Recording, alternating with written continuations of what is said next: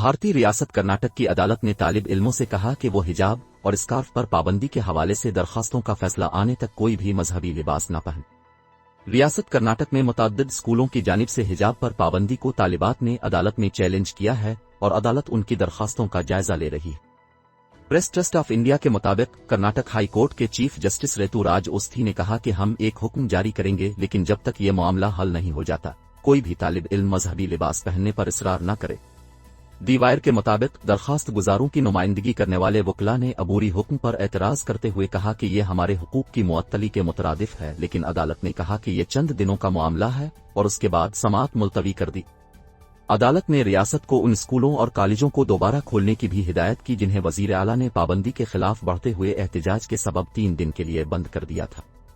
خیال رہے کہ یہ معاملہ اس وقت منظر عام پر آیا تھا جب گزشتہ ماہ کرناٹک کے ضلع اڈوپی میں ایک سرکاری اسکول نے حجاب پہننے والی طالبات کو کلاس روم میں داخل ہونے سے روک دیا تھا، جس کے بعد طالبات نے اسکول کے دروازے کے باہر احتجاج شروع کر دیا تھا۔ ریاست کے مزید اسکولوں کی جانب سے اسی طرح کی پابندیاں عائد کیے جانے کے بعد عدالت مداخلت پر مجبور ہو گئی تھی۔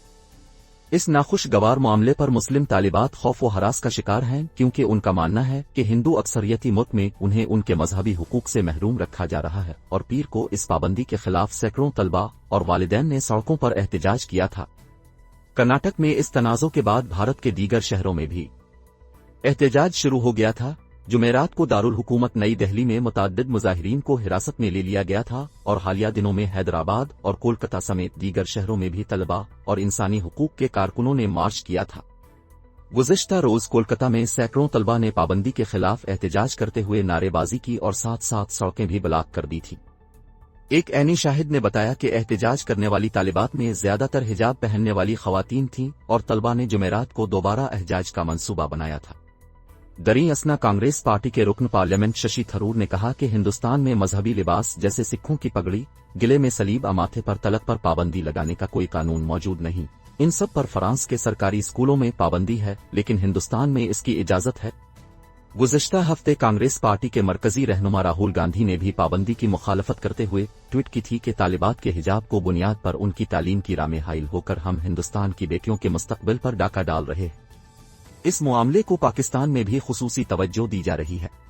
وزیر خارجہ شاہ محمود قریشی نے بدھ کو ٹویٹ کی تھی کہ مسلمان لڑکیوں کو تعلیم سے محروم رکھنا بنیادی انسانی حقوق کی سنگین خلاف ورزی ہے، اور صورتحال کو بالکل جابرانہ قرار دیا تھا۔ وزیر اعظم کے نمائندہ خصوصی برائے مذہبی ہم آہنگی اور پاکستان علماء کونسل کے چیئرمین حافظ طاہر اشرفی نے اعلان کیا تھا کہ جمعے کا دن ہندوستان کی بیٹیوں کے ساتھ یکجہتی کے دن کے طور پر منایا جائے گا۔ نوبل امن انعام یافتہ اور تعلیم کے لیے کام کرنے والی سماجی کارکن ملالہ یوسفزئی نے بھی پابندی کی مذمت کی۔ 24 سالہ ملالہ نے ٹویٹ کی تھی کہ لڑکیوں کو حجاب پہن کر اسکول نہ آنے دینا خوفناک ہے۔ مسلمان خواتین کی اکثریت کے لیے حجاب ان کے ایمان کا حصہ ہے، البتہ چند مغربی ممالک خصوصاً فرانس میں کئی دہائیوں سے یہ معاملہ تنازع کا باعث رہا ہے، جہاں 2004 میں سرکاری اسکولوں میں حجاب پہننے پر پابندی لگا دی گئی تھی۔